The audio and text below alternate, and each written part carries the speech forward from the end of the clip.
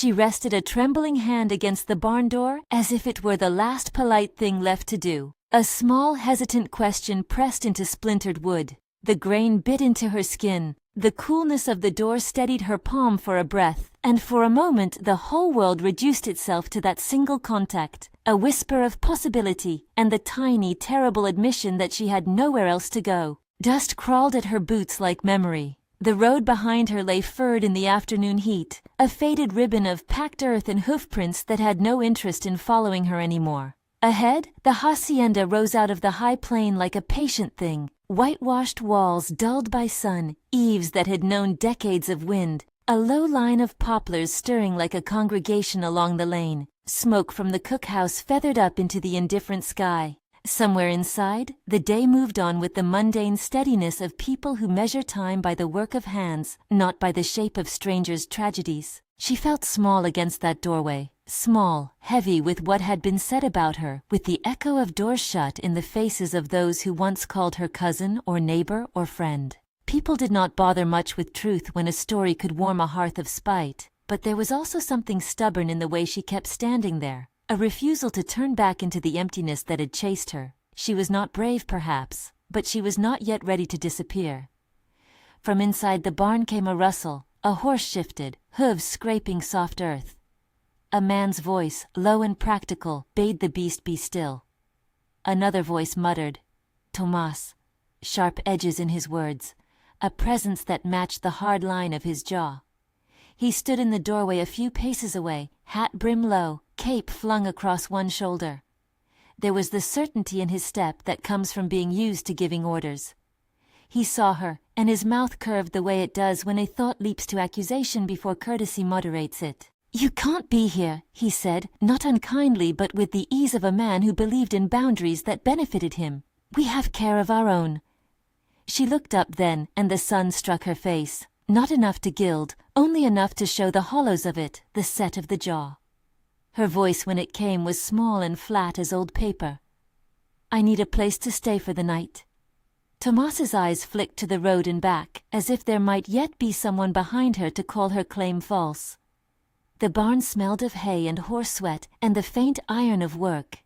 His hand, on the doorframe, tightened with the reflex of control. Behind him the yard hummed with the slow music of the hacienda, men shifting, a dog underfoot, a woman's laughter half carried by distance. It was the sound of lives that had not been interrupted by scandal. She did not give him the story he wanted. She had learned, and learned it painfully, how words sharpened into weapons. Instead, she lifted her hand from the wood and steadied it in front of herself. "Please," she said, "for one night." The man who answered did not come from the barn. He had been a shadow at the edge of the house. Lorenzo Beltran, the hacendado, a figure made of quiet things, the set of shoulders worn by years of responsibility, a face that had kept grief like a private animal, and hands scarred by sewing and the work of mendings. He moved with a reserve that asked few questions and offered fewer assumptions. For a moment, his eyes assessed her much as a farmer would a plant. "Is there room to nurture? Can this take the light?" "You can come inside," he said simply, and the words fell like a ledger struck balance. "There is a room by the west wing. Do not sleep with the animals." Tomas's mouth sharpened. He opened his lips, perhaps to object, perhaps to sermonize, but the man in the doorway kept his gaze calm. There was something about Lorenzo's voice that did not invite argument. Not loud, not forceful, but the natural authority of someone who had learned to move the world with steadiness rather than spectacle. Even Tomas, who liked the sound of his own commands, stepped back as if a stronger current had set its course. When she followed Lorenzo into the house, she felt watched by 100 small things. The clock on the mantel that had kept time for more than one morning, the chairs carved by hands now long gone, the smell of coffee steeped and sugar simmered. The room he guided her to had a window that looked out over the corral, and a bed covered in a patchwork of blankets. A lamp waited on the bedside table like an unspoken invitation to ordinary safety. He did not ask her name right away. He placed bread and a cup of coffee into her hands with the uncumbersome kindness of someone who offers sustenance without pity. He left a blanket at the foot of the bed, and only then, as if naming were a delicate art he feared to mishandle, he said, "You can stay as long as you need." Words like that were not all sufficient to erase what followed a woman who arrives in a place with rumor at her heels. The hacienda was a community stitched by dependencies. Favor returned for labor, rumor fed like coals into the daily fire. There would be whispers, yes. There would be looks that tried to read what the mouth did not say. That was the way of villages. They became a mirror that magnified the smallest blemishes into a public spectacle. Inside the kitchen, the peonese talk fell away into the clink of pots. From the pantry came the neighborly voice of Señora Adriana, a woman with cheeks like ripe fruit and a tongue that spared nothing but kindness. She passed beneath the eaves with a dish of warm stew, as if bringing food to the needy were the simplest of courtesies. She glanced at Aurelia with a softness that was almost a contradiction to the gossip that drifted like sawdust. Tomás, for his part, kept to the margins like a dog waiting to be given a task. He was the caporal of the estate, responsible for men, used to the calculus of power that comes from commanding the labor of others. His face suggested a man who believed himself wronged by slight glances and unfulfilled expectations. He liked to be the pivot of attention. When he saw Lorenzo speak to the woman, something shifted in him, an alertness like the lifting of a hackles. He moved closer, his conversation snappier, his orders heavier with the weight of a man trying to reclaim a narrative. Lorenzo had his own silence to carry. He was known by the people of the valley as a just hand, and a man who kept his losses folded into the pockets of his life. Months ago, Marisol had been buried beneath the poplars. Her absence had reshuffled the household. Where joy once filled corners, there remained a careful tending, like a garden that had been pruned to survival. Lorenzo did not believe in loud mourning. He believed in continuing the work that built meaning, a kind of practical devotion. In Aurelia, something about that practice found a new extension. A neighborless thing asking for shelter. He could not tell her grief by looking at her hair or the shape of her jaw. He could, however, recognize a vulnerable presence and answer it with steadiness. She slept that night with the blanket tucked around her like a slow promise. Outside, the hacienda exhaled its ordinary breath. Inside, the house seemed fragile with new possibilities. If this small beginning reaches you and you find your heart leaning into the shape of these lives, consider staying with us. There are more evenings like this to come. The storm did not arrive like a sudden wrath. It came as a conversation that had been gathering words for hours. The sky darkened first in the west, as if the land itself were listening and had decided to weep. The poplars bowed and then straightened. The dogs in the corral began their low, uneasy barking. The smell of rain rose from the earth in a wet, sweet promise that filled the courtyard. Aurelia woke to thunder like someone knocking at the side of the house. She lay still a long time, listening to the pattern of sound that threatened to undo the neatness of sleep. It was a sound that stirred the inside of her memory, the way an old wound might be pricked. Lightning as a flash of faces she had tried to forget, the noise of doors slammed, the cadence of shouts that had named her as something less than she was. Her first instinct was to shrink, to curl into the bed and pretend the world's accusation could not find her under blankets. But the room did not feel empty anymore. Lorenzo had left the door open enough that the lamplight painted a pool against the floorboards. He returned with a cup of warm water and a folded shawl. There was a gentleness to the way he moved, a practiced restraint. He did not ask to know more than she offered. He did not press for penitence. In the small hours he took the chair by the window and watched the storm like a guard watches an important gate. "Sleep," he said at last, as if the simplest of commands were also the most civil. "It will pass." The thunder kept talking. Each clap was a private thing in the room, and with every rolling echo the stories in Aurelia's head loosened their edges. Tears came soft at first, the kind that do not want to be noticed. Lorenzo watched without comment, and for that gift she felt both shame and relief. Shame because she had been taught to fold sorrow until it was polite. Relief because the man did not demand a performance of composure. She told him pieces in the quiet between thunder and the long sounds of rain. Not the full ledger of what had befallen her, that might have taken too many nights, but the outlines, the suspicious looks, the finality of a closed door, the way people can turn their faces away as if one were contagious. Her voice was small, the words trembled and then grew steadier. Lorenzo listened as he might listen to a neighbor speak of a bad season, without drama, but with the intention of attending, which is itself a mercy. There were moments in which their gestures braided together without speech. When the rain pressed hard against the panes, Lorenzo rose and pulled the curtains taut, shutting out a horizon that wanted to blur them into rumor. Once, in a stretch of thunder between two grandes flashes, Aurelia reached out and found his hand, her fingers clinging to his as if to test whether solidity still existed. He did not withdraw.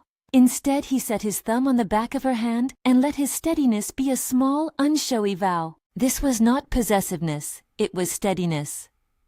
Lorenzo knew the difference between saving someone and sharing shelter. He had been married to Marisol long enough to understand that tending was a slow obligation, and he had been widowed enough to know when his own loneliness had the potential to become a demand. With Aurelia, he kept the boundaries that let compassion breathe. That respect mattered to her more than any grand speech. It told her she was being offered a life in which she would not be swallowed by pity.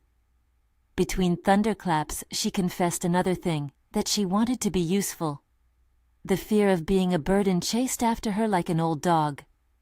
Lorenzo's smile then was almost rueful. "We will ask little of you and expect much of the work," he said, dry as the house's beams.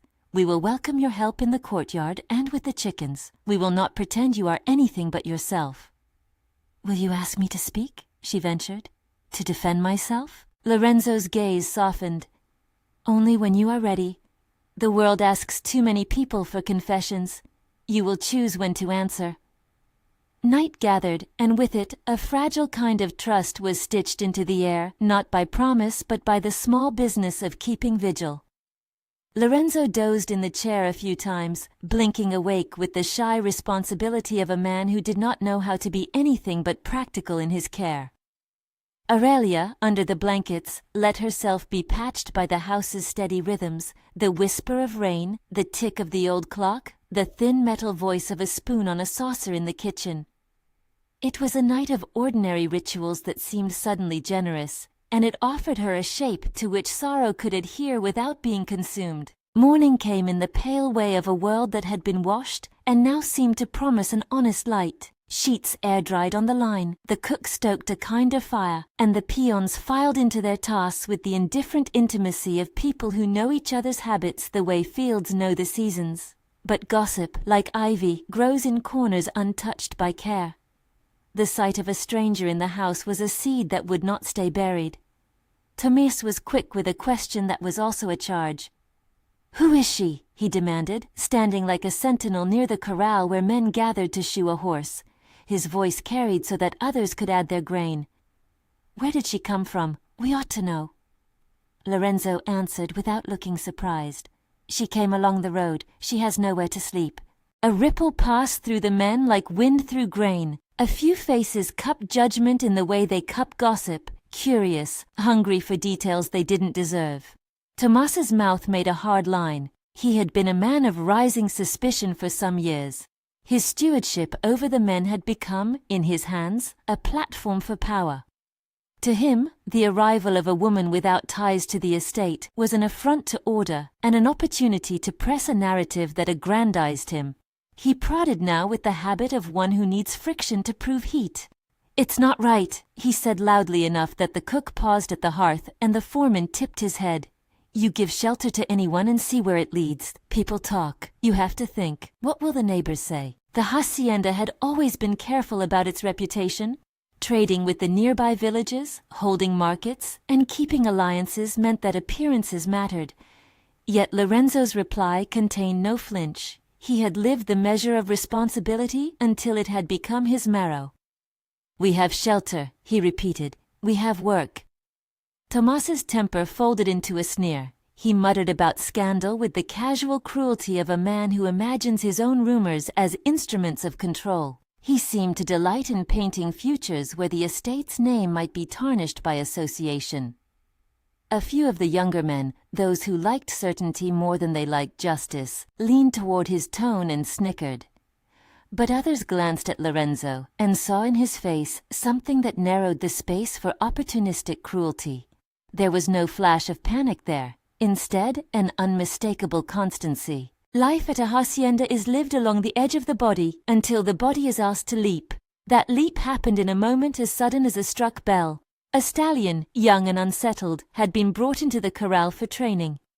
Perhaps it caught at the scent of the storm or the newness of a stranger close by. It reared with a sound like a bell that had not foreseen its own power, and fear, contagious, rippled through the yard. A boy ran. A rope snapped under strain. In one breath the animals pitched and men scrambled. Aurelia, who had been standing near the rail, startled by the noise, misstepped and fell. Her weight could have been nothing in the chaos, but the world of animals does not subscribe to human hierarchies. The stallion darted, hooves carving the air where she had been. Lorenzo moved as if his body remembered what to do before his mind did. He shoved through the nearest pair of men and dove across the dirt, his hands a practiced net. He dragged her clear of the path the animal had just cut, and in that instant his own sleeve tore on a splintered post. A breathless hush fell over the yard, as if the land itself held its breath to see what would happen to the person who had been folded into a new kind of danger.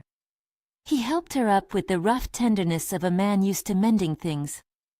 "Are you all right?" he asked, though the question was almost rhetorical. She looked at him with eyes that were a deep, precise sort of astonishment at being saved, and at how easily the danger had drawn a line around them both. Her hand pressed to a bruise. It was not life-breaking, but the shock was visible in the small tremor of her fingers. Tomas's face, which had been a hard line, softened into something nastier, jealousy braided with the hunger for authority. He stepped forward, not to help but to claim a narrative. "Careless," he barked, adjusting his hat, as if by that adjustment he might reframe events. "If she had been where she ought, none of this would have happened. You see what happens when strangers are given refuge?" There was a quality to his voice in that moment that made the dust seem to hold its place. It was not only the words but their arrangement, accusation wrapped in the manners of concern. A few of the men nodded, and a murmur of assent threaded through the yard. This was how rumor takes seed, not only in the words, but in the small floor of assent where passers-by decide to nod rather than to ask. Aurelia's face flushed with more than fear. Humiliation, a hard chemical, seared her skin. She felt visible in a way that was not merely physical. It was the awareness that her presence caught gossip, and that even a rescue could be rearranged into a different story. Lorenzo saw that, and his jaw set in a quiet hardness that did not turn into rage, but into a resolve no less formidable for being measured. "We do not blame someone who came seeking shelter," he said, and his voice, when it carried over the men, bore the weight of law. "We do not punish the frightened for being frightened. This yard is not a place for accusations dressed up as concern."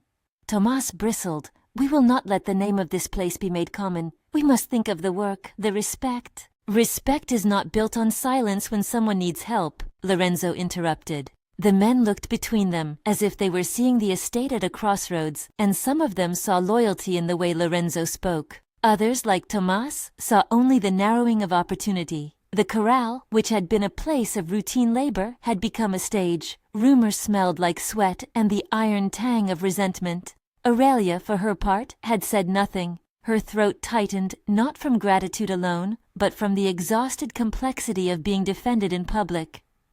To be sheltered was a mercy. To have someone declare it in a way that made the mercy into a spectacle was another matter.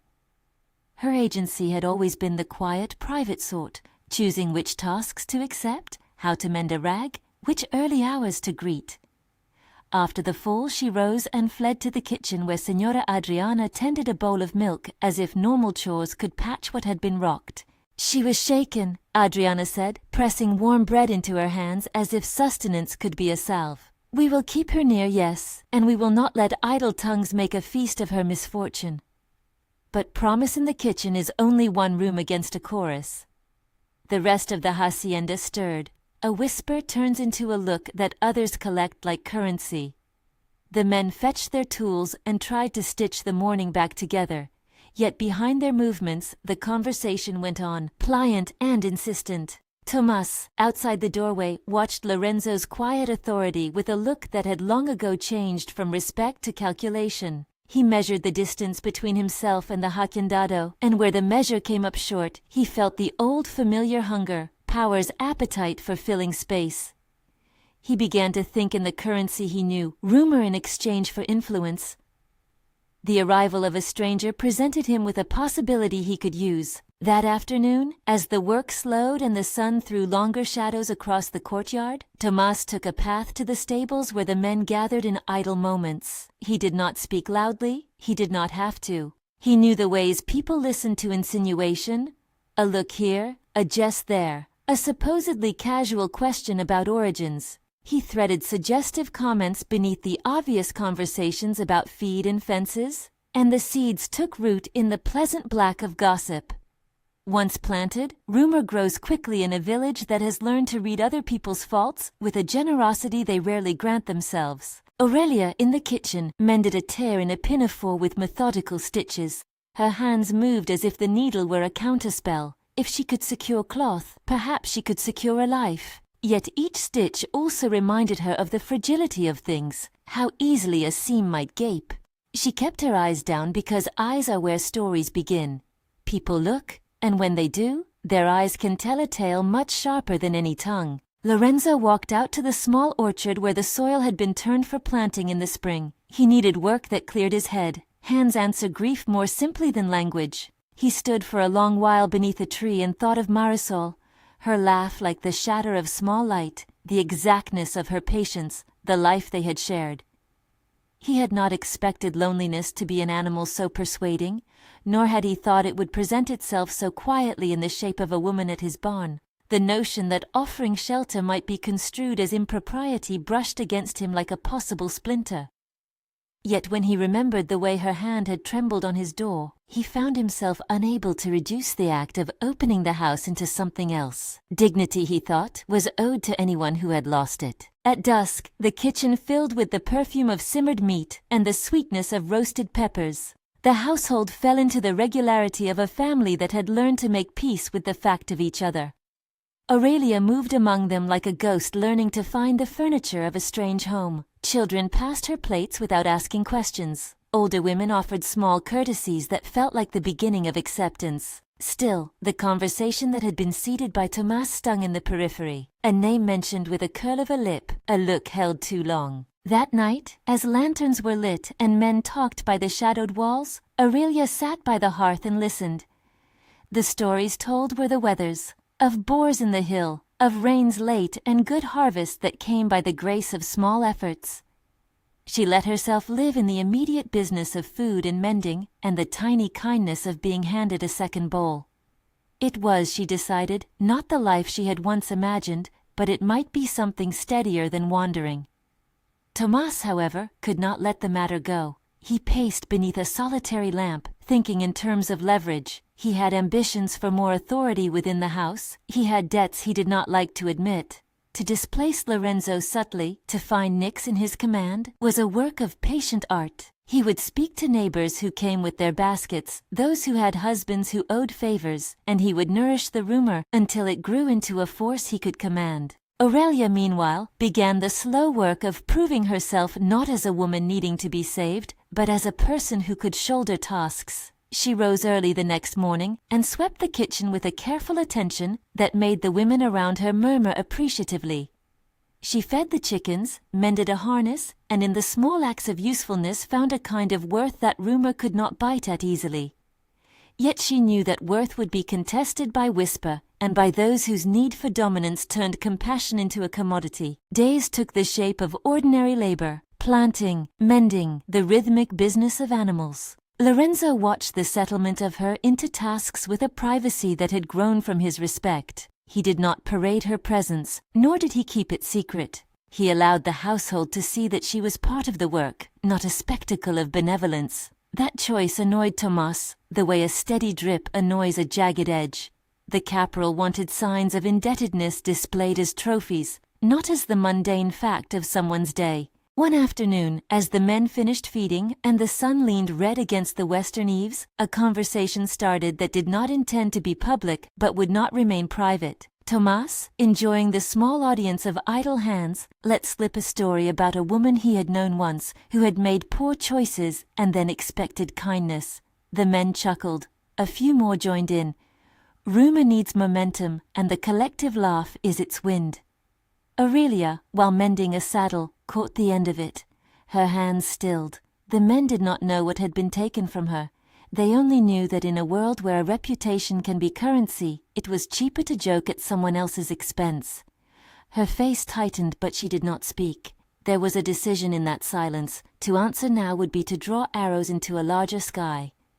She chose instead to finish her work and leave, because sometimes dignity is less about retorts and more about the simple refusal to be made theatrical. Night after night, the conversations returned like a tide. Some evenings the house hummed with the ordinary warmth of shared tasks. Other nights rumor picked its way into the good air like fog. Tomas's comments grew sharper, his insinuations more pointed. He was a man who had learned to eat on the edges of other people's misfortunes. It had fed him once, and he found himself hungry again.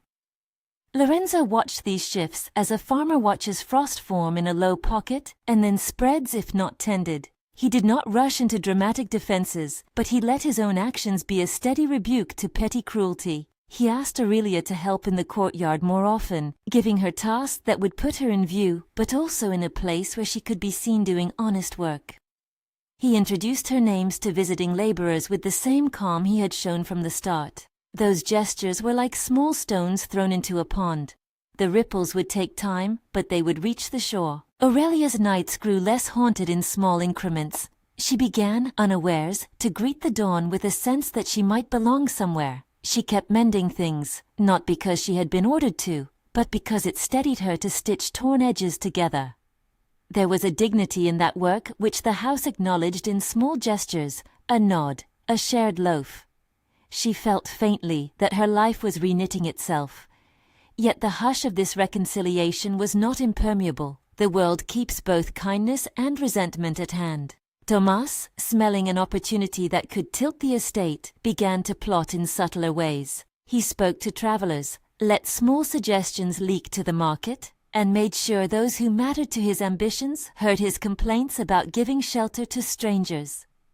Rumor, once fed, was not easily starved. One evening, as the sun bled into the horizon in a way that made the poplars throw long fingers, a messenger came from the neighboring rancho. He brought with him no letter, but a look that said, without needing words, that someone had been listening to Tomas and had decided that perhaps a story ought to be confirmed. The messenger's presence did not announce anything in the house save a small tightening of the air. When he left, something heavier had settled above the hacienda, as if a shadow once noticed had a way of pulling the rest of the light down with it. Aurelia overheard snatches of the conversation that followed, questions about where she had come from, suggestions couched in the virtues of caution. She understood by then the economy of rumor. It rarely needed proof to thrive. It needed only the wish of those who wanted to believe it. She found herself pulled toward a bench beneath the trees, where the dusk thickened and the air carried the smell of damp earth. Someone left a cup of coffee on the bench beside her, but she did not lift it. The future, for someone who has been made small by other people's tongues, is a cold thing to hold. Lorenzo came and sat, and they did not speak for a while. The place between them was not empty so much as charged with small truths. Finally she said, "I am afraid they will not leave me in peace." He considered her with the careful attention of a man who measured risk not with alarm but with thought. "They will test the house," he said. "People often do. They will see what they wish to see." His voice was not comforting in the grand way. It was the kind of comfort that arranges defenses and prepares small protocols. "You have the right to your work, and you have the right to shelter. I will not stand by while anyone pretends otherwise." The storm of rumor gathered force, but so did a different kind of weather in them both. A patience like the slow rise of the moon. A look that lingers on the small gestures that make two people stop being strangers. They were careful around the heat of each other because both had known fires that burned without tending. Yet there was a tenderness that seemed to grow almost unnoticed, the way Lorenzo sometimes left a cup of warm water by her door. The way she would unknot a saddle strap for him without being asked. It was in those small domestic delegations that a different truth began to form, not the loud public proclamations of a scandal meant to shame, but the quieter daily recognition that two lives could, by small accord, become one steady thing. But storms of rumor are not easily dispelled by quiet acts. They take months to corroborate and moments to explode. Tomas, sensing the slowness of Lorenzo's steadiness, began to press. He had found men who would take his side because it gave them a reason to feel important. He had found ears that loved to be fed a scandal because it filled the otherwise dull ledger of their lives with drama. As the days lengthened into weeks, whispers accumulated like dust on a shelf until even tasks like feeding the chickens seemed heavy with eyes. One afternoon, in the bustle that precedes a market's preparation, a neighbor stopped by the gate and asked questions with a sympathetic tilt that was not wholly innocent. It was the sort of encounter that Tomas wanted, community curiosity made official. He moved among the men with the practiced ease of someone who knows which comments to let drop and which to pick up and carry. The story circled. Small embellishments arrived like gifts. Each retelling made Aurelia smaller. She worked through these days with the stubbornness of someone mending not only cloth but reputation. She did not challenge every rumor because that would have been to pay it too much attention. Instead, she fixed a harness, she tended a horse, she learned the names of the men's children in the small notations of conversation, things that make a person visible in ordinary life. In the evening she walked the grounds, counting the poplars and the way shadow fell. Each day she found a small foothold. But Tomas was not a man content with whispering. In his calculations, rumor needed a sharp point to become a weapon.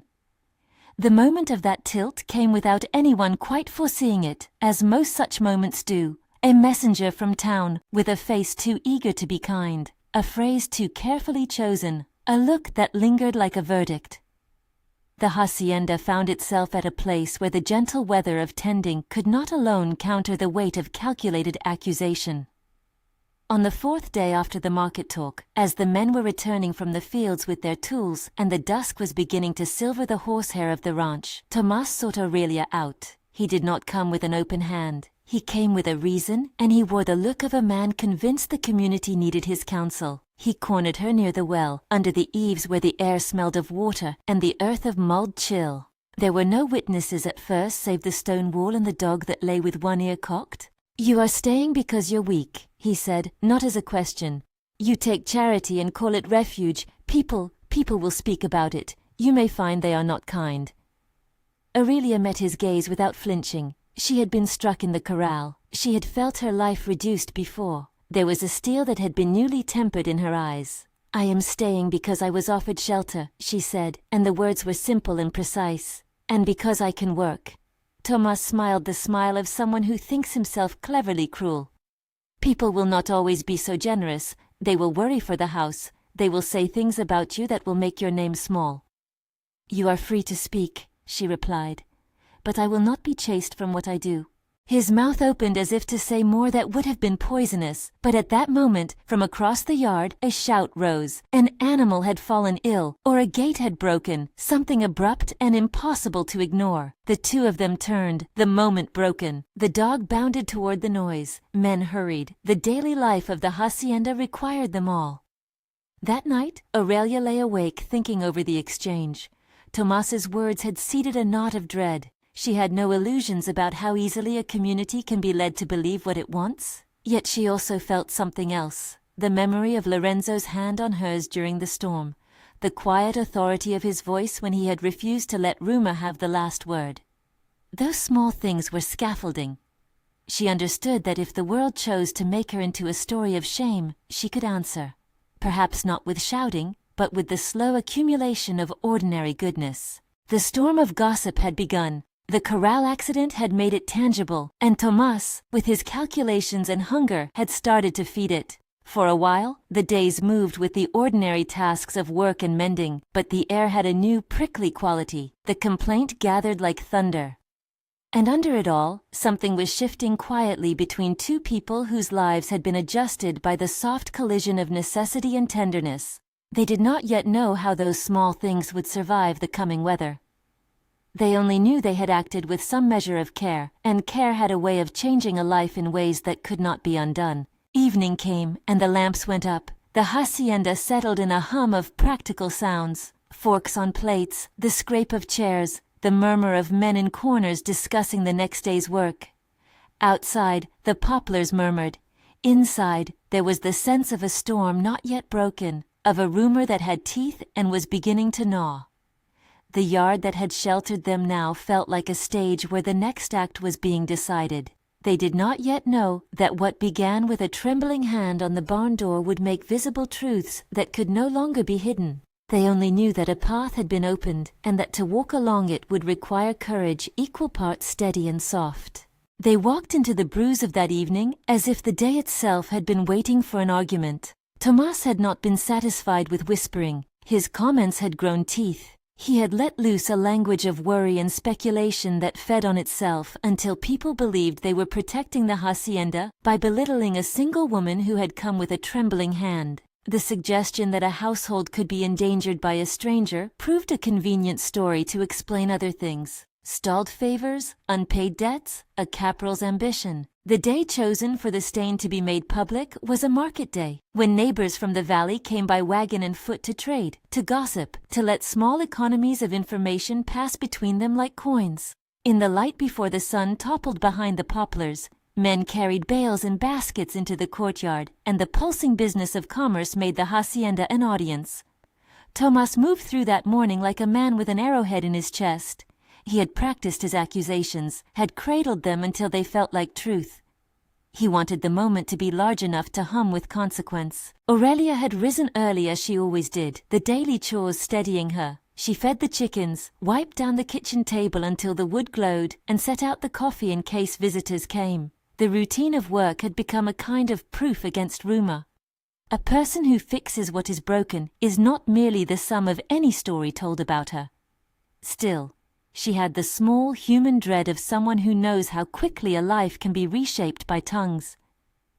Tomas spoke first, standing on a crate so that a good half of the courtyard could see him. He shaped his words into a tale that tasted of concern and consequence.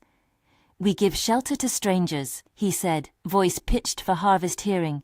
"We look the other way, and the next thing you know, our name is cheapened. This household deserves protection. The man in charge must be just." His glance did not meet Lorenzo's. It grazed the men, looking for a reaction. Some exchanged nods. Some, uneasy, shifted their weight. The story Tomas offered was slipperier than a direct accusation. There was a hint of impropriety without specifics, a suggestion that invited anyone to fill in the blanks. That is the cruelty of insinuation. It needs no proof to echo. Lorenzo stepped forward then, not with the hot answer of a man insulted, but with the steady posture of someone who had lived his life tending balances. He had grown used to weighing things against one another, work and rest, speech and silence, grief and new beginnings. "This courtyard will not be the place where we trade justice for spectacle," he said. His voice carried the weight of someone used to moving men by example rather than fury. "We give shelter when shelter is needed. That is not scandal. That is what we are." Tomas's jaw tightened, the vein at his temple showing like a braided rope. The crowd felt the friction. Some murmured agreement. Others, waiting for entertainment, leaned forward. The moment waited for a spark that could set it aflame. Then Tomas turned his attention to Aurelia as if she were an object to be inspected. He asked for names not to ask them, but to make them dance. "What is your name, woman?" he called, sharper than curiosity. "Where did you come from? Who did you leave behind that would make her desert you without a word?" Aurelia straightened. The question was bluntness worn as armor. She could have ducked beneath it, or she could have allowed the hush of the courtyard to shape her answer. For a long breath, she watched the men whose faces had grown used to gossip. She heard in the quiet the echoes of doors closing on her, on the shape of her life when people had decided that a single story was enough. "I am Aurelia," she said, voice unmarred by shame, though it carried the trace of the night's weeping. "I came because I had nowhere else to go. I came because a man offered me shelter and work. I work here, and I will continue to work here. I do not owe this house anything but my labor and my honesty." The words were small and plain, and landed like stakes. The courtyard held its breath. Some faces softened. Others, like Tomas's, tightened with a petulant hunger. The caporal wanted more. He wanted her name dragged into the mud, some sordid detail to pin on her. He wanted the crowd's reaction to be what he had practiced. He was not satisfied with quiet. "You say you will work?" he scoffed. "But who will vouch for you? Who says you are not the sort to take kindness and turn it to advantage? There are stories here, stories of women who come and ruin houses by their presence. It was then that a voice cut through the courtyard like a creak through ice. It was not raised for drama, nor theatrical. It belonged to Julia. She arrived not like a herald, but like someone who had walked a distance carrying a truth that had been heavy to hold. Julia wore the dust of the road on her skirts and the resolute look of a woman who knew how to keep promises. People had always seen her coming. She had been a comadre to families up and down the lane. She had mended infants' shirts, carried news to sick beds, and had a memory for small facts that mattered. The sound of her footsteps was ordinary, and yet in that moment it slowed the court's momentum. "I can speak," Julia said simply, and the ease with which she said it made the crowd tilt toward her. She walked into the circle and stood between the crate and the corral as if she were drawing a line. Her eyes found Aurelia and lingered with recognition rather than judgment. Tomas, who had thought himself the architect of the morning, looked betrayed. "You?" he asked, as if her intervention were a personal slight designed to interrupt his plans. "What would you know of this?" Julia did not flinch. "I know more than you suppose," she replied. Her voice did not accuse so much as assert a fact. "I know that people sometimes say terrible things to gain small advantages. I know that the story you are telling has been shaped by the same hands that plant seeds for their own harvest." A rustle passed through the crowd. The neighbors' faces turned inward, curious for the particulars. Julia stepped closer to Tomas now, and she spoke with the clear cadence of someone recounting a memory. "Some weeks back," she said, "you went to the market and spoke of this woman. You said it was inconvenient for you, said she might make the house a place of gossip. You hinted that shelter would lead to demand. You told a woman from the village that if she wanted a favor, she should help you weave a story. That favor, it seems, was paid in kind." A man at the edge of the courtyard who had been quiet until then shifted forward, his face creased like paper. He had been the one Julia had approached earlier in the week, a woman named Rosa, whose hands always smelled of soap and who had once begged Julia's counsel. Rosa's voice trembled as she spoke into the open air. "He asked me to say," she confessed, and the simplicity of the admission hit harder than any accusation. "He said if I wanted his help with my son's work, I should say she was of ill repute. I said what he wanted because I was afraid. I did not know how wrong it would be." The courtyard's murmur broke into the horrid little sound of people realizing they had been used. Faces that had been quick to nod in Tomas's favor now slid into uncertainty. Tomas's color changed. The scales of his plan had been tipped in the worst way, with a repentant witness whose hands had been forced by fear. The men who had laughed along with him looked away. Some, who had liked the certainty of gossip, felt the floor drop beneath them. Tomas sputtered something about misinterpretation, about how words left out of context could be used against a man. He attempted to refocus the crowd, to reclaim the narrative of protection and propriety, but the ordinary justice of confession and recantation had a gravity Tomas had not accounted for. The convenience that had lubricated his lies had turned into a public cost. Julia did not pause. She pressed where the bruises were. "You used people's need," she said, looking straight at him. "You turned favors into currency. You thought you could position yourself as the house's guardian by creating fear of what you named scandal. You spoke of risks to the hacienda because the house is the way you think your worth can be measured." Tomas's face darkened, not with shame but with the hurt of someone whose lies were being stripped to the bone. He had built a private altar of small indignities he thought the world owed him.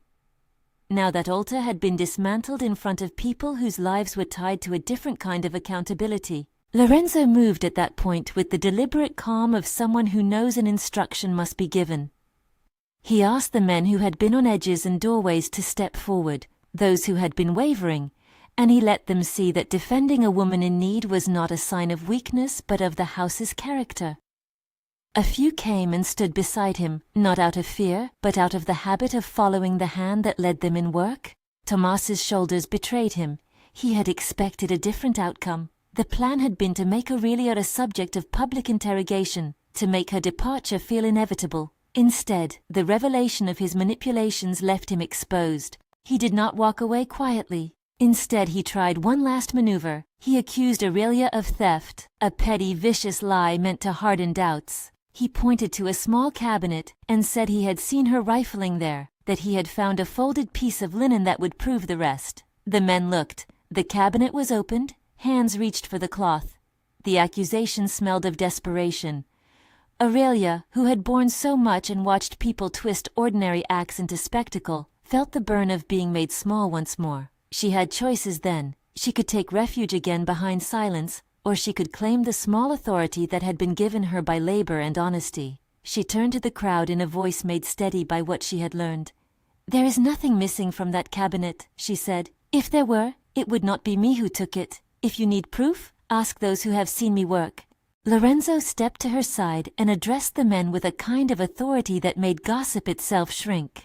"This is a house of work," he said. "If there is wrong done, we will look at it like men who mend a fence, with exactness and not with theater. We will not let one man's hunger for command turn accusation into a sport." By then, Julia had gone a step further. She had found, in an alley behind the kitchen, another woman, one whom Tomas had pressured into making claims. And that woman now stood, red-eyed and trembling, and told her tale. "He promised me the favor," she said.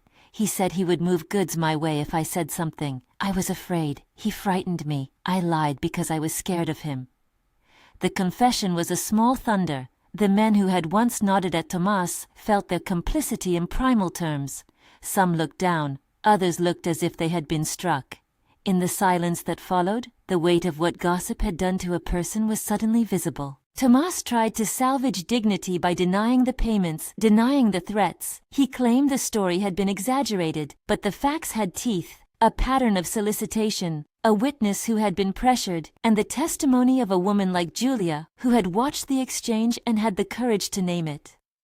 In small communities, reputation moves slowly, but falls quickly when the truth emerges. Lorenzo's response was measured and final. He would not let the house be governed by small, vicious economies. He ordered Tomas to gather his few things and to leave the hacienda by sunset. "You may go," he said, voice even as if reading an accounting ledger rather than issuing a sentence. "We will not have our name used as trade, nor will we let someone build power on the backs of others' fear. Take your strength elsewhere." The men around Tomas shifted. Some, who had been carried along by his confidence, found themselves without a place. Others, who had always been steady, stepped closer to Lorenzo's side. The yard, which had been a stage for scandal, began to look like a place where a new rule was being practiced, that public life could be decency, not the theater of humiliation. Tomas did not leave with dignity. He left with the curl of defeat, with the small, fierce hope that somewhere he could begin again. He would leave the hacienda, but the mark of what he had tried would remain as a lesson. The men who had once indulged him would remember the shame of it. Some would, in time, apologize. The immediate justice was small but decisive. The house protected one of its own and refused to let rumor govern. After he had gone, to the clack of wagon wheels and the low converse of those who had not been part of the spectacle, there was a knot of people in the kitchen. For a while no one spoke. The work of accusation had been done, the unpicking of it, public. Aurelia sat with Julia and the woman who had recanted. Their hands found one another, and, in the ordinary contact, a kind of repair began. Aurelia had choices to make now that the tide had turned. The vindication, public as it was, did not erase the long bruise of being spoken about. There would be neighbors who would remember the hint of scandal before the truth. There would be the quiet, residual distrust that lingers after rumor. But the more important test was what she wanted for herself. She rose and walked to the doorway where Lorenzo stood. The morning sun had been washed by the last rain. A thin steam rose from the yard and the poplars shook off their black seeds. She looked at him not as someone who owed anything, but as someone who had been offered a choice and had decided to accept the terms on her own. "I did not come here to be an item of pity," she said, voice steady. "I came here to find shelter and work, yes, but I also came because I need a life that is mine. I will stay if you in this house will not make me into a story to be sold."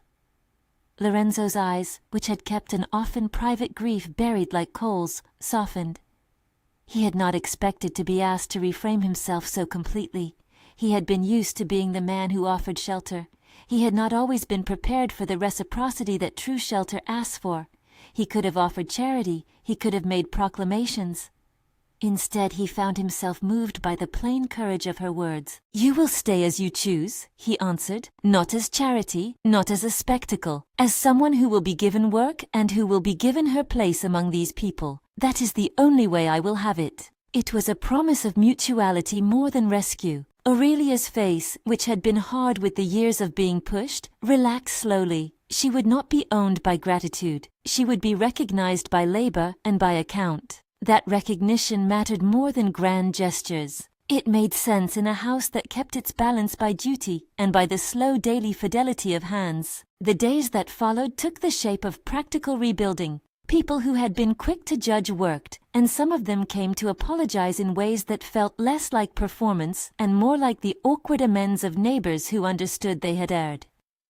Rosa, the woman who had been pressured, came to Aurelia with bread and a silence that was apology enough. She did not demand forgiveness. She offered a quietness that suggested the beginning of reparation. Slowly the household settled into a new rhythm. Without Tomas's constant baiting, the yard's conversations returned to the ordinary topics of seed and weather and the small economies of making life. The work filled the hours. The same hands that had once been quick to gossip now cleared the harvest, hammered the plow, stitched the saddles. The scandal, which had wanted to become a lifetime, attenuated like a storm after it has spent itself on the land. And between Aurelia and Lorenzo, something that had been tender began to grow with the patience of planted things. It was not a sudden blaze. It was a slow sunlight that warmed the back of a chair and the curve of a palm. He offered her tasks that mattered. Overseeing a patch of the kitchen garden, bringing in the eggs, learning the ledger of stocks and seed. She offered him, in return, companionship that did not demand grief be abandoned, but asked instead for space for new life to enter. One evening, as the first stars pricked the sky and the yard was cool, they walked out toward the barn. The old door, the place where a trembling hand had once rested like a small brave question, stood familiar in the dusk. Aurelia's palm brushed the wood as they approached, and the grain pressed into her skin as it once had. She did not hesitate now. Her fingers found Lorenzo's, and the touch was different from the first. Assured, mutual, and unafraid. They sat on the low step and spoke in the small ways that two people who have been honest begin to settle into one another, about seeds for spring, about the way Marisol had loved a certain spice in stew, about the chicken who had a habit of nesting in an unlikely place. They remembered in that conversation that life's tenderness comes less from declarations than from attention. Yet there was that moment, the one the household had been waiting for, though neither of them had spoken of it in straightforward terms. Lorenzo reached inside his coat and took out a small cloth, nothing ornate, simply folded, a thing that had been used for years and smelled faintly of cedar. He held it out in a gesture that was not theatrical. "I have been a man who kept his losses as if they were fragile things," he said, "but I do not wish to keep our lives as fragments. I would like you to be by my side, if you will have me, not as a need to be filled, but as a partner to the work." Aurelia looked at him, her face lit by the last of dusk. She had been taught to be wary of grand gestures. She had seen kindness twisted into possessions. Yet the offer was given without the language of ownership. It was the sober speech of a man who had learned to love in the small acts of tending. "I will stay," she said, "not out of dependence, but because I choose this life. I will be here with you, to work, to keep, to be part of what this house becomes." When she said those words, she had the dignity she had reclaimed in the kitchen and the field. When Lorenzo listened, he felt his grief loosen. Not because it was denied, but because it found a place beside something that was alive. The household heard the quiet of that exchange. There were no trumpets and no proclamations, just a joining of hands and the ordinary morning task that would follow. But the difference was palpable. Where once there had been doubt, there was now a visible public truth. Aurelia belonged, and Lorenzo's care had become a companionship that was not hidden behind private assumptions. The community, who had been drawn into the story, saw it too. They had been present for the revelation, and now they were witness to the new settlement. There were apologies and reparations in the days that followed. Rosa came with more than bread. She came with willingness to help, as if to make steady the small economies she had once distorted. The men who had followed Tomas's lead found themselves reshaped by work and by the plain example of the house. Some stayed close, some drifted away. And in that shifting the hacienda learned once more the measure of itself. Spring came quietly, not as a sudden redemption but as the natural result of steady tending. Seedlings pushed through the turned earth. The chickens nested in their boxes. A foal was born in the corral and set its uncertain legs against the world. The house grew in the ordinary ways, the result of many hands and the careful economy of measure. Aurelia rose early as she always did, her tasks no longer under the light of expectation, but part of the fabric of the place. Lorenzo moved among them with his customary steadiness, his grief no longer an isolation, but a companion to a new life. One morning, after a storm had passed and the air smelled of earth and clear water, the hacienda seemed to hold its breath in the right way. The light came through the poplars with a gold that made the plaster sing. The animals wandered the courtyard. People worked at their tasks and looked up now and then, not with the hunger of gossip, but with the comfortable recognition that things had been made right. Aurelia stood by the barn door and ran her fingers along the splintered wood. Where the door had once felt like an adversary, it now felt like a threshold, a beginning that had been crossed. She turned and offered her hand to Lorenzo, not as someone accepting a gift, but as someone extending a partnership. He took it, and their fingers interlaced with the casual surety of two people who have chosen to stand together. The tremor that had been there at the beginning was gone. It had been replaced by the steady pressure of mutual resolve. The truth that had been so jealously hidden in whispers and conjecture had become visible in the ordinary things, their hands, their names, the way the house counted them both. In time, the memory of the trembling hand on the barn door would be told in the kitchen as a story with the soft edges of a lesson.